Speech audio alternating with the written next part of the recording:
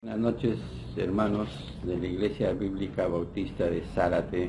Hoy miércoles 1 de julio vamos a comenzar este culto de estudio de la palabra con un momento de oración. Vamos a orar. Señor y Padre Celestial, gracias Señor te damos por este momento en que tú, Señor, nos has traído acá a este lugar para predicar tu palabra, para instruirnos, para educarnos, Señor, en todo lo que tú nos deparas. Ayúdanos, Señor, a entender y a comprender todo. En el nombre de Cristo Jesús.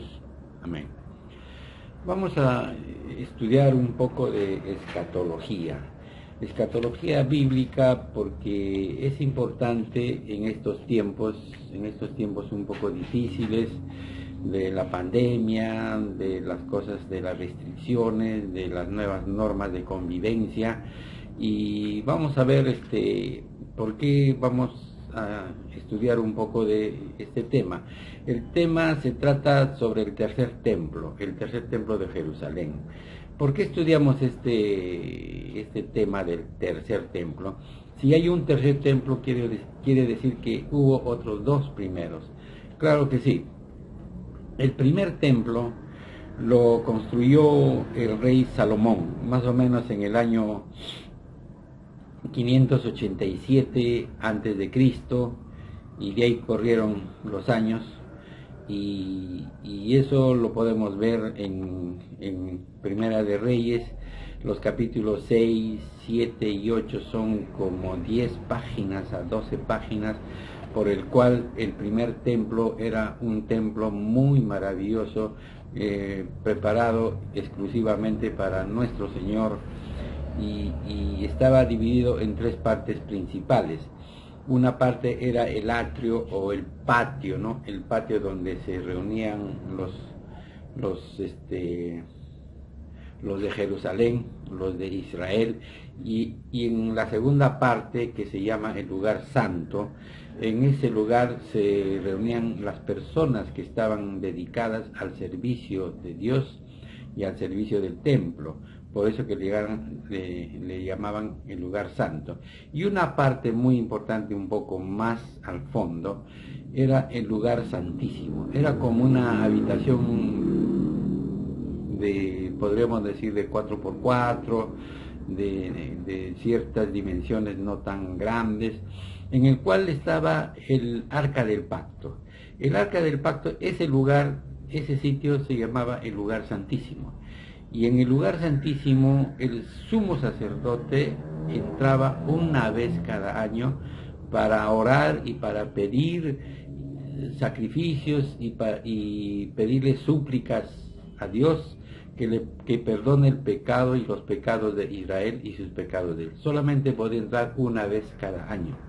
Esto era muy importante porque Dios, el Señor, nuestro Creador, contestaba y conversaba con el sumo sacerdote y le daba las explicaciones y solucionaba sus problemas en ese lugar, en el templo. Por eso que el sumo sacerdote tenía toda la autoridad para entrar en el lugar santísimo, donde, ya les dije, se encontraba el Arca del Pacto. Este Arca del Pacto era como un símbolo sagrado que el Señor tenía en ese lugar, ¿no? Para que cada año se le pidiese y se le adorase, ¿no? A través de este arca. Bueno, este templo lo construyó Salomón, y ya le dije que en los capítulos de Primera de Reyes 6, 7 y 8, ¿no? En estos tres capítulos se da una explicación muy extensa, ¿no? De lo maravilloso que era la construcción de este templo. Y este templo es el único lugar donde Dios bajó, dice la Biblia. Dios bajó y conversó con Salomón. Es el único sitio donde, dicen toda la Biblia, donde Dios tuvo un encuentro personal con Salomón y con su pueblo, que en ese tiempo era Israel. Bueno, pasado el tiempo, este templo fue destruido totalmente, casi, por este rey Nabucodonosor, este rey de los caldeos, de los babilonios, ¿no? vino pues a Israel y comenzó una destrucción total y absoluta. Se llevó todo, o casi todo. Se llevó el oro, se llevó los utensilios, se llevó todo lo de valor, y también se llevó a lo mejor que tenía Israel, a su gente preparada, a su gente culta, porque este rey Nabucodonosor, bueno, pues él no era un rey cualquiera, él sabía lo que hacía y sabía a quién se llevaba, y se llevaba lo mejor de cada país, se llevaba lo mejor, las mentes más lúcidas y las mentes más preparadas, se llevaba para Babilonia. Bueno, este es un resumen muy sucinto, muy débil, ¿no?, de lo que podríamos decir sobre el primer templo. Ya les dije en un principio, o no les he dicho, creo, por qué estamos estudiando esto del tercer templo. Es muy importante darnos cuenta por qué estudiamos el tercer templo. Estudiamos este tercer templo porque estamos viendo todos los acontecimientos que están sucediendo y que está pasando en este tiempo. La Biblia nos está diciendo en qué tiempo más o menos estamos viviendo, y nosotros, como el Señor nos dice, ustedes tienen que ser entendidos en la palabra y ver los tiempos en que están sucediendo las cosas, y nosotros nos damos cuenta de que ahora, para muchos de nosotros, para los que leemos y para varios pastores, misioneros, y aún más todavía para los mismos israelíes o israelitas, ¿no? Ellos también saben que su Mesías, que el Mesías para ellos y para nosotros, nuestro Salvador, el Señor Jesucristo, va a venir por segunda vez, pero para los judíos va a venir por primera vez. Por eso que ellos también están esperando y están viendo la manera cómo reconstruir para ellos el tercer templo, y para nosotros también. Bueno, en el primer templo, ya les dije, lo destruyó el rey Nabucodonosor, y todo lo bueno y lo oro, lo que tenía mucho valor, se lo llevó a Caldea, a Ur de los Caldeos. Y después vemos el segundo templo. En este segundo templo comenzó a reedificarse por Zorobabel. Después del cautiverio, después de haber estado cautivos por 70 años en Babilonia, y luego de eso, los cautivos que estuvieron allá comenzaron a regresar con Zorobabel a la cabeza, que era uno de los príncipes de Israel. Y él comenzó la reconstrucción de este segundo templo, después de su retorno del exilio. Más o menos esto lo podemos ver, por ejemplo, en los capítulos de Esdras, capítulo 5, capítulo 6. No lo vamos a leer porque es muy extenso, ¿no? Pero ahí se ve cómo empieza la reconstrucción después de regresar del exilio de todos aquellos judíos que habían sido expatriados, muy jovencitos ellos, y muchos de ellos ya regresaban ancianos. Y en lo que regresó también Zorobabel, que comenzó a reconstruir el templo, comenzó a reconstruir Jerusalén y el templo de Dios. Esto sería el segundo templo. Más o menos hasta en el año, y bueno, pues se paró la reconstrucción por diversos motivos. Pero llegamos al año 20 antes de Cristo. Esta es una segunda etapa de la reconstrucción del segundo templo. Herodes el Grande, rey de Israel, comenzó a reconstruir el segundo templo de Zorobabel, más o menos en el año 20 antes de Cristo, hasta el año 63 después de Cristo. Esta es una etapa en la cual nosotros, si nos damos cuenta, es una etapa muy importante, totalmente importante. ¿Por qué?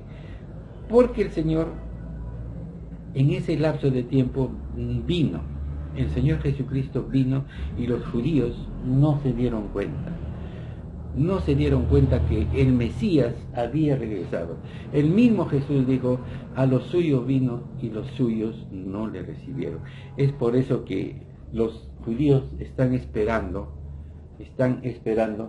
venir, están esperando que su Mesías regrese.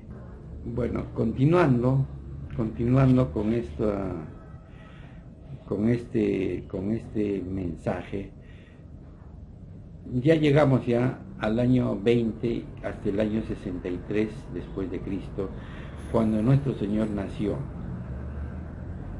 y fue y vino como el Salvador del mundo, y vino como nuestro Señor que tenía que pagar el pecado de todos nosotros. Pero lamentablemente, como ya les repito, los judíos no se dieron cuenta. Este segundo templo, reconstruido por Herodes en más o menos 50 años, ¿no? También fue destruido, pero ya fue destruido ya por el Imperio Romano, por el ejército romano, con el general Tito a la cabeza. En el año 70 después de Cristo, ahí es donde nosotros vemos por la historia bíblica de que el general Tito invadió Israel y destruyó todo Israel, y de pasada destruyó el templo de Dios, y ahí se llevó todo, se lo llevó todo lo de valor, igual que Nabucodonosor. El general Tito se llevó todo. Bueno, el general Tito luego fue emperador de Roma. Vamos a ver en esta parte un poco para leer Mateo capítulo 21 del 12 al 17. Mateo 21 del 12 al 17. ¿Qué dice? Y entró Jesús en el templo de Dios y echó fuera a todos los que vendían y compraban en el templo, y volcó las mesas de los cambistas y las sillas de los que vendían palomas, y les dijo: escrito está, mi casa es casa de oración será llamada, mas vosotros la habéis hecho cueva de ladrones. Y vinieron a él en el templo ciegos, cojos, y los sanó. ¿Qué más dice? Pero los principales sacerdotes y los escribas, viendo las maravillas que hacía, y a los muchachos, y aclamando en el templo y diciendo: Hosana, el hijo de David, se indignaron y le dijeron: ¿oyes lo que estos dicen? Y Jesús les dijo: sí. ¿Nunca leíste de la boca de los niños y de los que maman perfeccionaste la alabanza? Y dejándolo salió fuera de la ciudad a Betania y posó allí. También podemos ver otro versículo bíblico en Mateo 24, 1, 2. Ahí mismo, en el mismo libro. Mateo 24, 1, 2. Dice: cuando Jesús salió del templo y se iba, se acercaron sus discípulos para mostrarles los edificios del templo. Respondiendo él les dijo: ¿veis todo esto? De cierto digo que no quedará piedra sobre piedra que no sea derribada. Esta es una profecía que nuestro Señor Jesucristo les estaba diciendo a sus discípulos, que ese templo, este segundo templo, reconstruido primero por Zorobabel y luego terminado por Herodes, iba a ser destruido también, y no iba a quedar piedra sobre piedra. Y eso es lo que pasó justamente, como ya habíamos comentado, ya habíamos dicho ya, en una parte donde los romanos, ¿no?, a la cabeza del general Tito, destruyó todo y se llevó todo. Ahora, ¿por qué estamos anunciando, y la prédica de esta noche es el tercer templo? ¿Por qué? Hay una razón muy importante. La Biblia nos dice en el Antiguo Testamento que el Señor, nuestro Señor, cuando venga a la tierra, para los judíos, ya repetimos, la primera vez, y para nosotros cuando venga la segunda vez, la Biblia dice que el Señor Jesucristo va a venir y sus pies se van a posar en el monte de los olivos, y va a entrar al templo de Jerusalén por la puerta dorada. Y ahí, dice la Biblia, es cuando va a empezar su reino milenial de 1000 años, allá en Jerusalén. Hermanos, no estamos muy lejos de esto. Hermanos, vamos a darnos cuenta claramente de que todas las cosas que la Biblia nos dice es cierto, y todas las profecías que están escritas se han cumplido. Y esta profecía de la segunda venida de Cristo también se va a cumplir. Y es por eso que la prédica de esta noche y el mensaje de esta noche es el tercer templo. Y este tercer templo, de parte de los judíos, ya lo están anunciando ya. Ellos están preparando todo para la venida del Mesías. Ya lo tienen casi todo listo. Todo, casi lo tienen listo ya. Vamos a ver.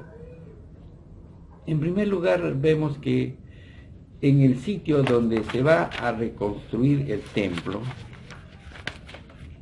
es en el mismo sitio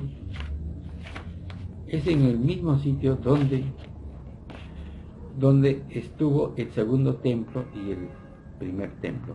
Pero esa es una explanada. Esa es una explanada tan grande donde ahí las bases, el cimiento, lo han construido los judíos. Lamentablemente el mundo, a través de ciertas resoluciones emitidas por la ONU, están diciendo de que esa explanada no le pertenece a los judíos. Pero nosotros sabemos por historia bíblica y por historia universal, que esa explanada, que es tan inmensa, ha sido construido sobre un monte. Y en ese tiempo se le llamaba el monte Moria, donde Abraham quiso sacrificar a su hijo Isaac. Y Dios le dijo que no lo haga. En ese monte fue que se construyó una explanada tan grande de piedras, con un cimiento de arcos, también de piedras subterráneas que soportaban a esta explanada, y encima de la explanada estaba el templo de Dios. Pero ahora en esa explanada está la mezquita, una mezquita musulmana, ¿no? Y también está un templo de los árabes.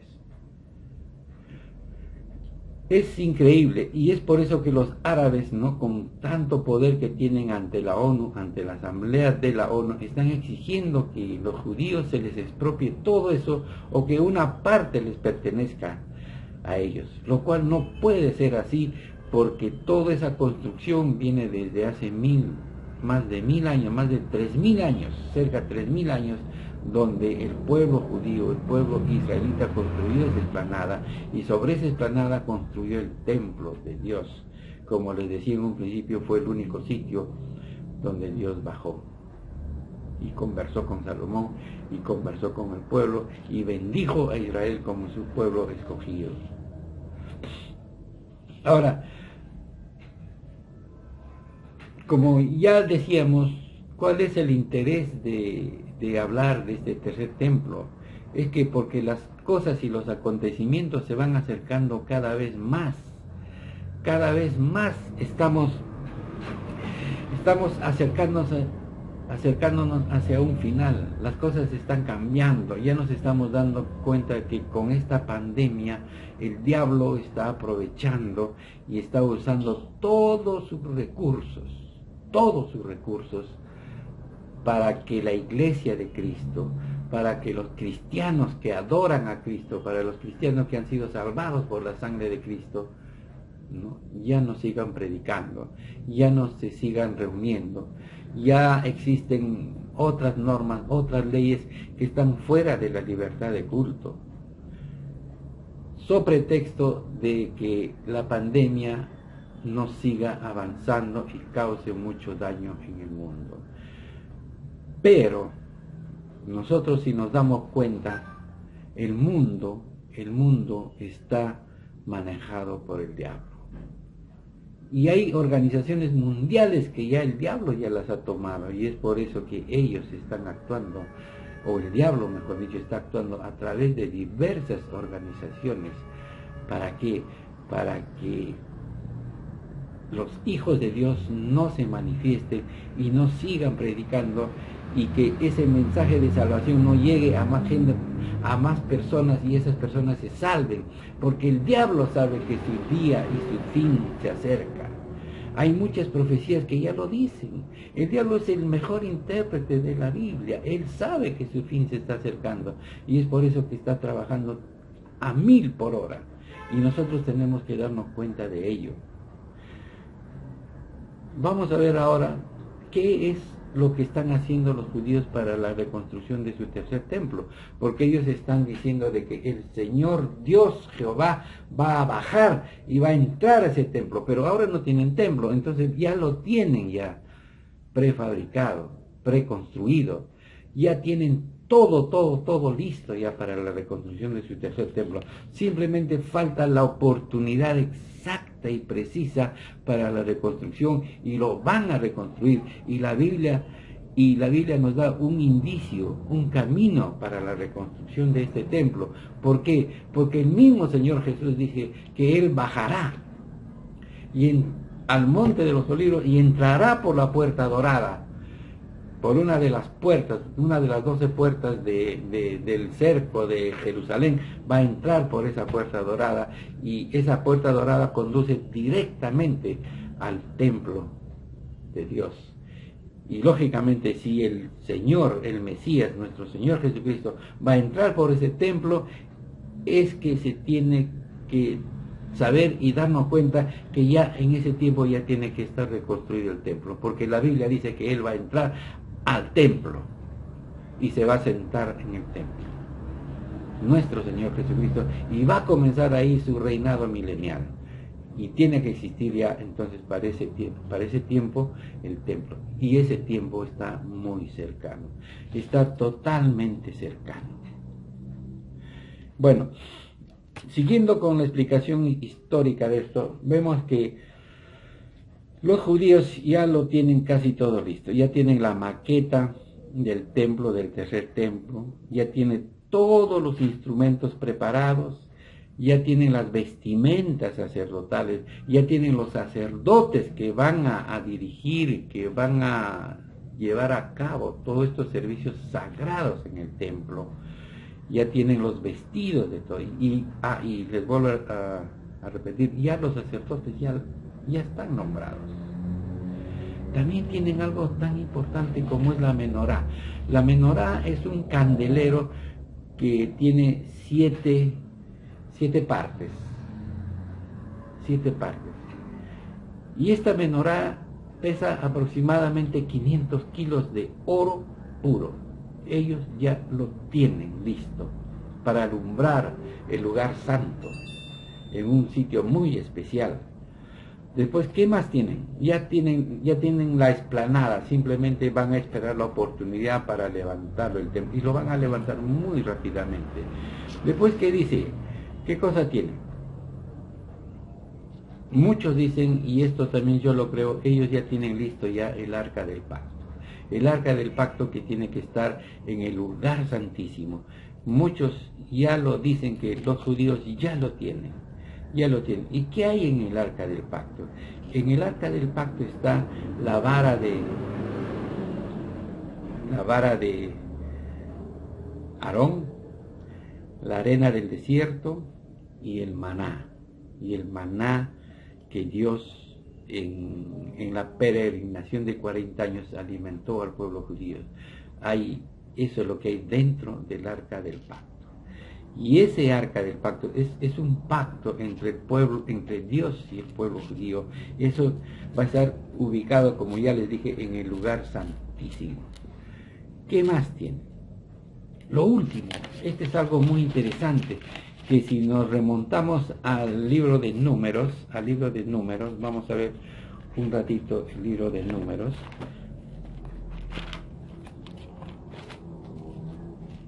En el capítulo 19,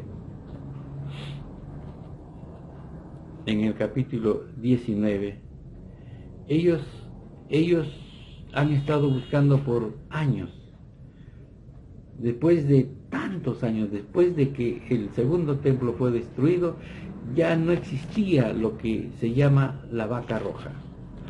La vaca roja es es como una especie de sacrificio que van a hacer de esta vaca roja, pura, pura, pura, ni un pelito de otro color, simplemente es una vaca roja que ya lo tiene, ya hace un buen tiempo, unos 10 a 15 años atrás, en varios sitios de Israel ya lo tienen, ya tienen la vaca roja, que significa que este animal es el único que va a ser sacrificado para la purificación primero del templo, luego la purificación del sumo sacerdote, de los sacerdotes, y la purificación de todo Israel. Las cenizas de la vaca roja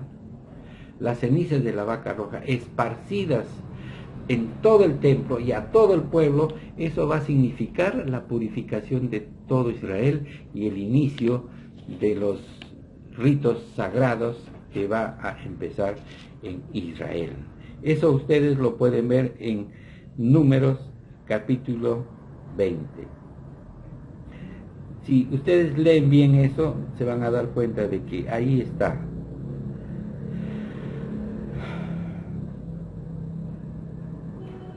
Bueno, vamos a seguir entonces acá con la predicación de la palabra. Ya sabemos que la vaca roja ya está listo, o sea, ellos ya tienen prácticamente todo preparado, ya lo tienen todo listo. Entonces, la iglesia de nuestro Señor, ¿qué nos indica? Nos indica la venida de nuestro Señor Jesucristo está cerca. Esta es otra señal, la venida de nuestro Señor Jesucristo está cerca, porque todas las cosas están cambiando.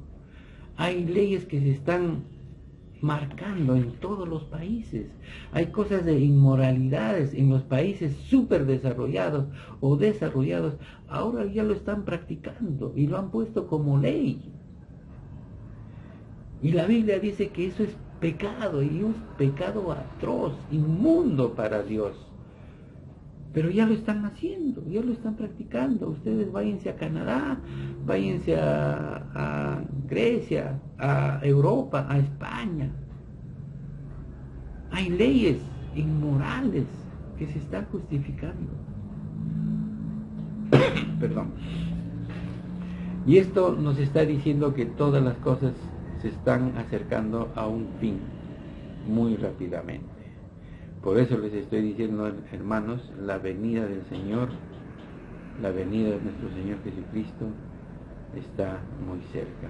Y la iglesia dice, porque antes que venga nuestro Señor, antes que pise el monte de los olivos, antes que entre por la puerta dorada, ¿no?, va a haber una etapa de gran tribulación como nunca la ha habido en la tierra. O sea, Dios va a desatar su ira por 7 años, dice la Biblia, por estos 7 años que el mundo va a pasar una gran tribulación, no porque Dios lo quiera, sino porque el mundo está yéndose hacia un barranco, hacia un precipicio, y es por eso que Dios va a castigar tanto a la tierra, y va a usar todos los medios habidos y por haber, porque Él es un Dios soberano. Él usa todo lo que quiera y está en su mano para castigar a los que no le obedecen. Pero la iglesia pasará esa tribulación. Como ahora, hay veces nos sentimos un poco mal, ya no podemos ir a nuestro templo, aunque el templo somos nosotros, pero el cuerpo de Cristo es la iglesia, porque la cabeza es Él. Ya no podemos ir. Y de repente nos van a poner nuevas reglas de convivencia, de juntarnos. Lógicamente detrás de todo está el diablo. Pero como dice la Biblia, la iglesia del Señor no pasará la tribulación. Antes que venga el Señor en su segunda venida, va a haber 7 años de tribulación donde el mundo va a ser castigado por Dios. El mundo, no la iglesia. Y eso lo vamos a ver en Primera de Tesalonicenses 1:10. Primera de Tesalonicenses 1:10.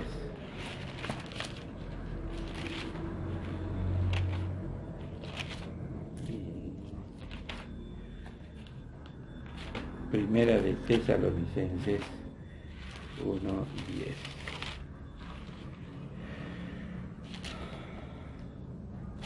Acá está.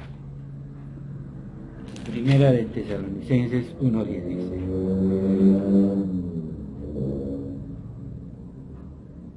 dice, y esperar de los cielos a su Hijo, al cual resucitó de los muertos, a Jesús, quien nos libra de la ira venidera. ¿A quién les está diciendo? A su iglesia, a la iglesia del Señor. O sea, nuestro Señor Jesucristo nos va a librar de la ira venidera. ¿Por qué? Porque antes de los 7 años va a haber un arrebatamiento de la iglesia. Y ahí es donde toda la iglesia, todos los que le han obedecido, todos los que han aceptado a Cristo, se van a ir con el Señor. O en otras palabras, nos vamos a ir con el Señor. Porque la iglesia del Señor no va a pasar esa tribulación. Y vamos a ver en 1 Tesalonicenses 5:9. 1 Tesalonicenses 5:9 dice, porque no nos ha puesto Dios para ira, o sea, a nosotros, sino para alcanzar salvación por medio de nuestro Señor Jesucristo. Nosotros somos salvos, pero la manifestación de esa salvación va a ser cuando Él venga y nos lleve. Esto es muy importante, porque la iglesia somos nosotros, que un día recibimos a Cristo, como dice la Biblia. Y finalmente, hermanos, vamos a leer en 1 Corintios 1:21. 1 de Corintios 1:21.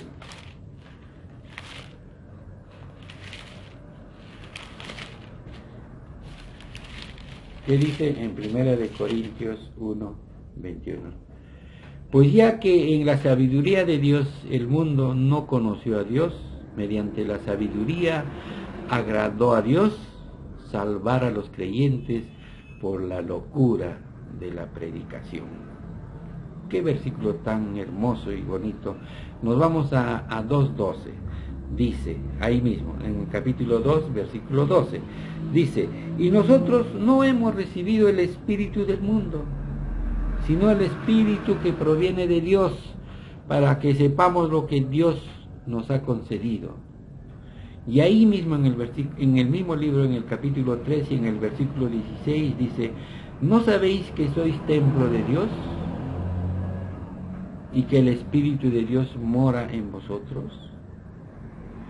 En ese mismo libro y en el capítulo 6, en el versículo 19 y 20, dice, ¿o ignoráis que vuestro cuerpo es templo del Espíritu Santo, el cual está en vosotros, el cual tenéis de Dios, y que no sois vuestros? Porque habéis sido comprados por precio. Glorificad pues a Dios en vuestro cuerpo y en vuestro espíritu, los cuales son de Dios. Nuestro Señor acá nos dice que nosotros somos el templo del Espíritu Santo. Y como templo del Espíritu Santo tenemos que cuidar este cuerpo y ser santos cada día, aferrarnos más a la palabra y cada día que nuestra fe crezca más, porque los días son más difíciles, las cosas se están volviendo mucho más complicadas, pero nuestro Señor nos está diciendo, yo estoy cerca. Yo estoy tan cerca y solo quiero una cosa, que me honren y traigan gloria a Dios y yo sea glorificado para alabanza, gloria y honra. Y es por eso, hermanos, es que este mensaje es para todos nosotros que hemos recibido a Cristo, que tenemos a nuestro Señor como nuestro Salvador, como aquel Dios que se hizo carne, se humilló ante nosotros, se humilló de tal manera que hasta ahora yo no entiendo, solamente lo creo, porque Él dice, lo he hecho por amor, y al decir por amor yo me veo a mí mismo, pero Señor, sí, ¿por qué me amas? Si yo soy malo, hago cosas malas, he hecho cosas malas, pero simplemente tengo que darte las gracias, Señor, por ese amor tan grande que tú tienes. Y eso es lo que nosotros debemos de reconocer cada día de nuestra vida. Ese mensaje de Dios, Dios es amor. Y ahora vosotros sois el templo de Dios, dice, hasta que Él venga.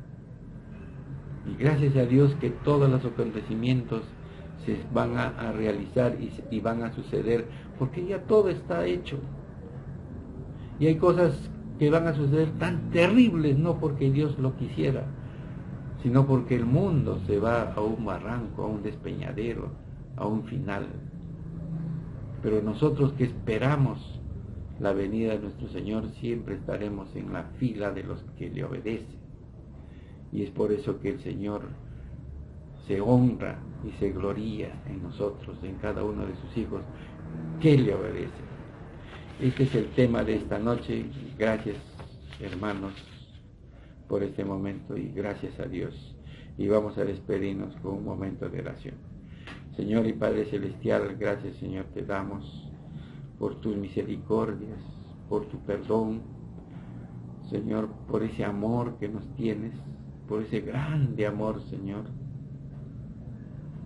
y que solamente nosotros tenemos que decir, creemos y confiamos en que tú, Señor, eres nuestro Señor y nuestro Salvador.